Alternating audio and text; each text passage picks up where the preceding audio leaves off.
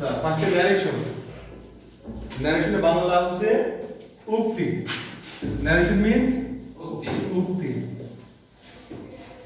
ন্যারেশনের synonym হচ্ছে speech.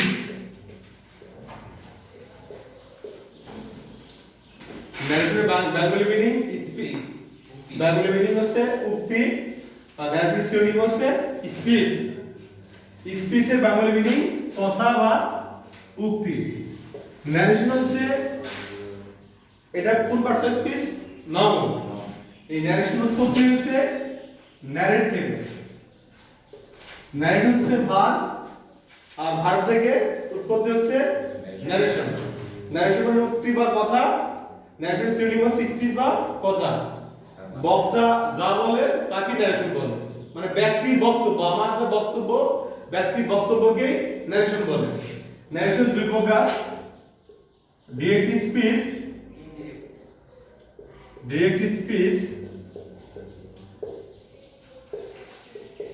Second হচ্ছে indirect speech.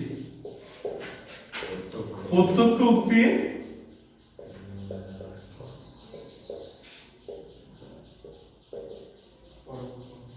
পরোক্ষ উক্তি। তো ডিরেক্ট স্পিচ হচ্ছে প্রত্যক্ষ উক্তি, ইনডিরেক্ট হচ্ছে পরোক্ষ উক্তি। তাহলে এই ন্যারেশন করার সময় আমরা ডিরেক্ট থেকে মূলত ইনডিরেক্টে কনভার্ট করি।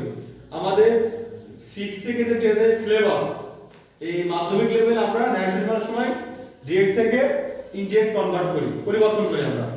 এই ক্ষেত্রে আমরা দুই ধরনের প্যাটার্নের ন্যারেশন দেখি, একটা হচ্ছে সেন্টেন্স ন্যারেশন আর একটা হচ্ছে প্যাসেজ ন্যারেশন। তাহলে আমরা দেখব দুই ধরনের ন্যারেশন, সেন্টেন্স ন্যারেশন আর প্যাসেজ ন্যারেশন। ফার্স্টে আমরা দেখি একটা বাক্য, হি said to me I am ill. He said to me, সে আমাকে বললো I am ill, আমি অসুস্থ। তাহলে at first we should identify the reporting verb, then reporting speech.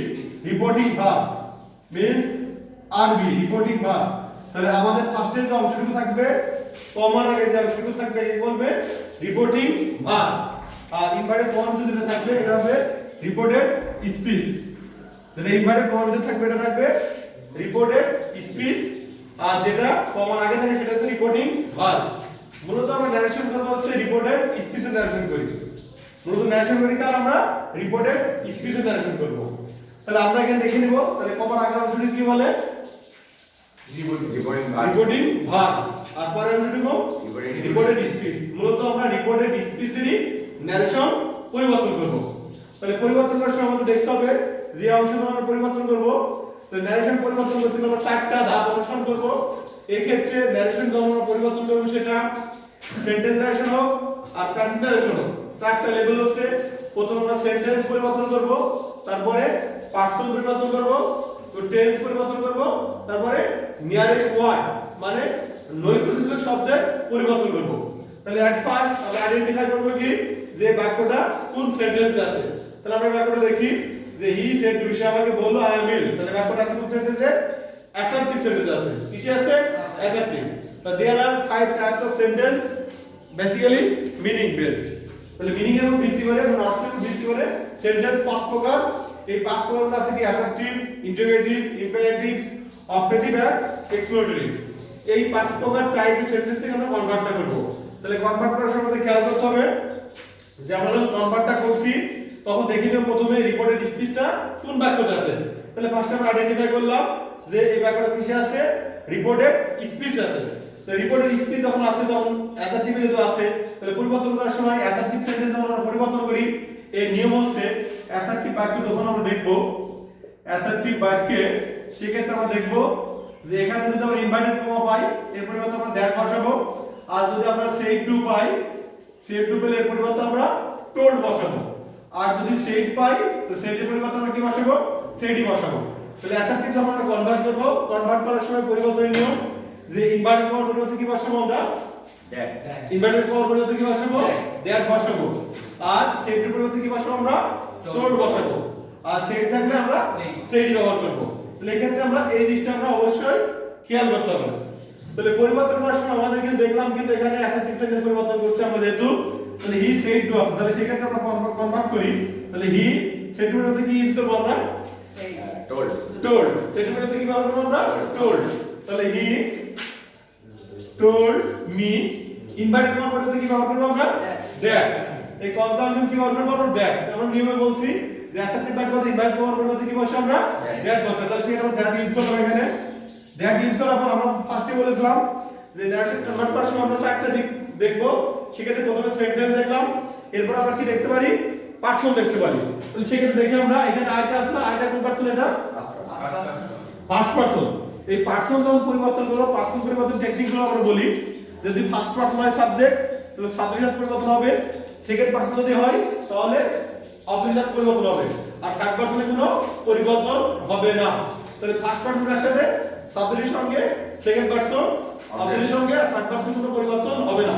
যেহেতু এখানে ফার্স্ট পার্সন কি আছে আই আছে, তাহলে ফার্স্ট পার্সন পরিবর্তন হবে কার সঙ্গে সাবজেক্টের সঙ্গে, সাবজেক্ট কি আছে হি, তাহলে আমরা হি বসালাম। হি বসানোর পর আমরা কিন্তু পার্সন পরিবর্তন অলরেডি করেছি, এরপর পরিবর্তন করব কি আমরা টেন্স এর পরিবর্তন করব, আর টেন্স পরিবর্তন করতে আমরা কিন্তু মানে বিষয় আমাদের আইডেন্টিফাই করতে হবে। সেই বিষয়টা হচ্ছে এমন, আমরা তো মূলত 12 প্রকার টেন্স দেখি, কারণ টেন্সের ক্লাসিফিকেশন করলে totally there are 12 kinds of tense. At first, present tense. When we see the any sentence of present tense, we convert to past tense. Actually, present tense equal past tense. এই কারণে, কারণ present indefinite tense যদি হয় convert করার সময় present indefinite থাকলে past indefinite tense, present perfect tense থাকলে past continuous tense, present perfect থাকলে পাস্ট পারফেক্ট। আর যদি আমরা দেখি প্রেজেন্ট পারফেক্ট কন্টিনিউয়াস টেন্স তাহলে পাস্ট পারফেক্ট কন্টিনিউয়াস টেন্স। তার মানে কি বলবো আমরা প্রেজেন্ট টেন্স সমান সমান পাস্ট টেন্স। তো প্রেজেন্টে যখন চারটা রূপ আছে, প্রেজেন্টের চারটা রূপ সমান সমান পাস্টের চারটা রূপ। মনে করো এই সারিতে বেঞ্চ আছে চারটা, তাহলে চারটা বেঞ্চ সমান সমান এই সারির চারটা বেঞ্চ। তাহলে প্রথমটা প্রেজেন্ট ইনডিফিনিট, পরেরটা past indefinite, present continuous tense, past continuous tense, present perfect tense, past perfect tense, present perfect continuous tense, past perfect continuous tense. আর শর্টকাট যদি আমরা দেখি, শর্টকাট দেখতে গেলে আমরা দেখব এখানে রূপটা আমরা দেখি, যদি আমরা v1 পাই তাহলে v1 পেলে আমরা v2 ইউজ করব, যদি ভালো প্রেজেন্ট ফর্ম পাই তাহলে কি ইউজ করব আমরা পাস্ট ফর্ম। এই ক্ষেত্রে যদি আমরা অ্যামিজার পাই, অ্যামিজার পেলে সেক্ষেত্রে আমরা দেখতে পারি অ্যামিজার, সেক্ষেত্রে আমরা দেখব হচ্ছে ওয়াজ ওয়ার, তাহলে অ্যামিজার পেলে আমরা কি কনভার্ট করব অ্যামিজার থেকে ওয়াজ আর। যেহেতু আমরা বললাম যে এখানে অক্সিলারি ভার্বের রূপ পরিবর্তন করছি, অক্সিলারি ভার্বের আমরা রূপের পরিবর্তন করছি, কিন্তু মূল ভার্বের যে রূপটা সেটা ঠিক আছে। কিন্তু এরপর যদি আমরা দেখি হ্যাড দেখি প্রেজেন্ট পারফেক্ট টেন্সে, তাহলে সেই ক্ষেত্রে আমরা পাস্ট পারফেক্ট কি দেখব আমরা হ্যাড।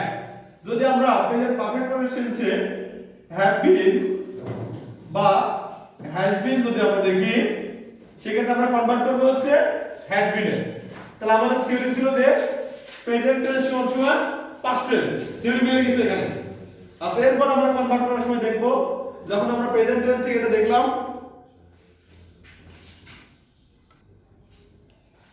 তাহলে আমরা এখন দেখব যে এটা কনভার্ট করার পর আমরা হি পর্যন্ত এসেছি পার্সনের পরিবর্তন করছি। তাহলে এবার পার্সন পরিবর্তন করার সময় পরে আমরা কি টেন্স পরিবর্তন করব, তখন আমরা আগে বললাম যে present tense equal past tense.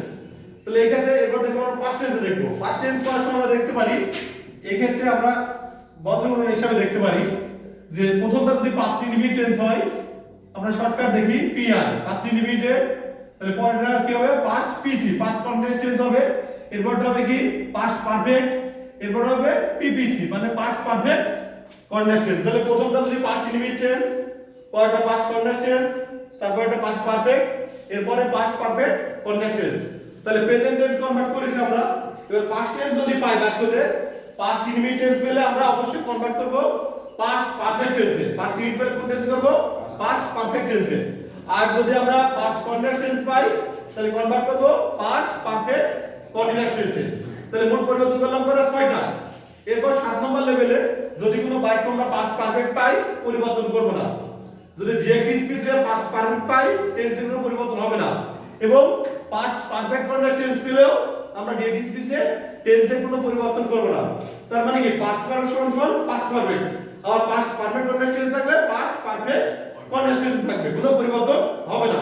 তাহলে মোট আমরা টেন্সের প্রেজেন্ট টেন্স এবং পাস্ট টেন্সের মধ্যে মোট পরিবর্তন করলাম কয়টা? 6টা পরিবর্তন করলাম। এরপর আমরা যদি ফিচার টেন্স দেখি, ফিচার টেন্স কনভার্ট করার সময় আমরা দেখবো হচ্ছে এই যে মডেল ভার্ব গুলো আছে, শ্যাল থাকলে শুড বসাবো, ক্যান থাকলে কুড, মে থাকলে মাইট, এই ক্ষেত্রে আমরা পরিবর্তন করব। মাস্ট যদি থাকে নরমালি আমাদের মাস্টই বসে যাবে, সিওকে আবার সম্মান প্রদর্শন করলে বা সিওকে বাধ্যবাধকতা বোঝালে। আর যদি সাধারণভাবে মাস্ট ব্যবহার করি তাহলে আমাদের হ্যাড দিয়ে পরিবর্তন করতে হয়। তো নরমাল মাথায় রাখতে হবে আমাদের মডেল ভার্ব থাকলে যেমন শ্যালটা কিন্তু ফিউচার ইন প্রেজেন্ট, শুড হচ্ছে ফিউচার ইন পাস্ট। তাহলে মডেল ভার্বের সময় আমরা শ্যাল থেকে শুডে যাব, উইল থেকে উঠে যাব, ক্যান থেকে উঠে যাব। কিন্তু আমরা যদি ডিরেক্ট থেকে ইনডিরেক্ট করার সময় শুড বাই, তাহলে শ্যালে ব্যাক আসার কোনো সুযোগ নাই।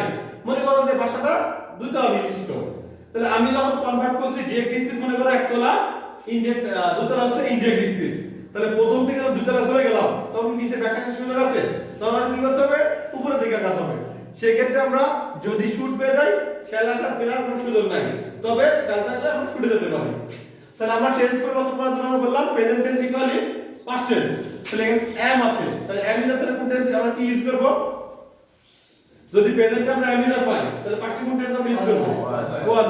তাহলে আমরা ইউজ করব হি ওয়াজ। এরপর কি আছে? অ্যাডজেক্টিভ আছে ইল, হি ওয়াজ ইল।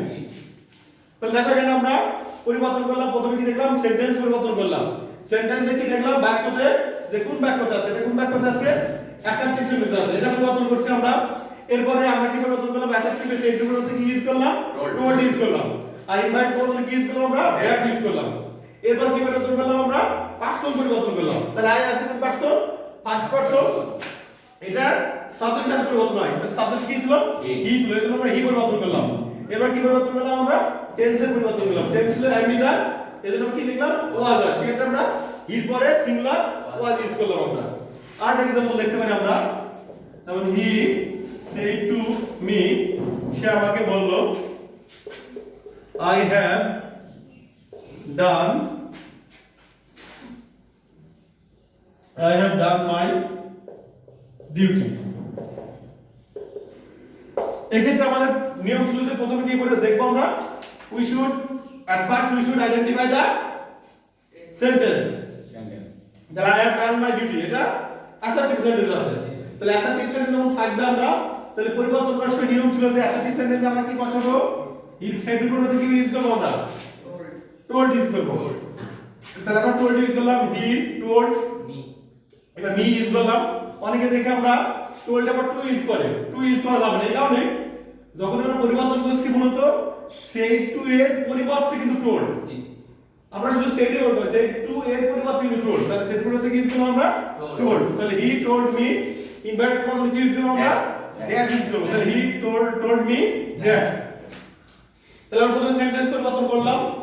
এরপর আমরা দেখব যে পারসন যদি পরিবর্তন করি, আই আছে, আই কোন পারসন? ফার্স্ট। এটা পরিবর্তন হবে সাবজেক্ট কি আছে? হি। এরপর হি বসালাম।